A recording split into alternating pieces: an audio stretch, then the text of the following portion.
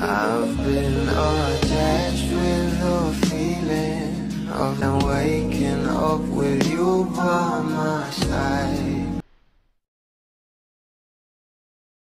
Grabe nga talaga ang ating Donnie at Bel Mariano. Nakaliwat kanan nga rin ang bawat article na inilalabas patungkol sa kanila na talaga namang nagte-trending sa social media. Alam naman natin na talagang nag-trending nga sa social media ang Metro Magazine ng ating Donnie at Bel Mariano.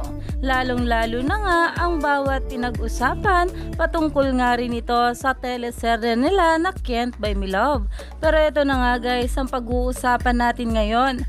Ang post nga ng ating Donnie Pangilinan na kung saan ay sa Esquire nga ito. Kinilala nga ito ang ating Donnie Pangilinan bilang Entertainer of the Year na talaga namang magpasalamat nga rito ang ating Donnie Pangilinan.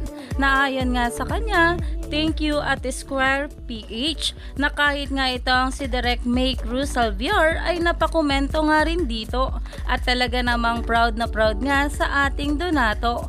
Kaya naman umani pa talaga ito ng maraming komento at pinag-uusapan na lalo pa pag nagpuso na nga ito ang ating Bel Mariano dito na alam naman natin na sobra talagang supportive girlfriend ito ang ating Bel pagdating kay Donnie Pangilinan. Kaya naman, stay tuned lang tayo for more update kila Donnie at Bel sa mga susunod pang ayuda.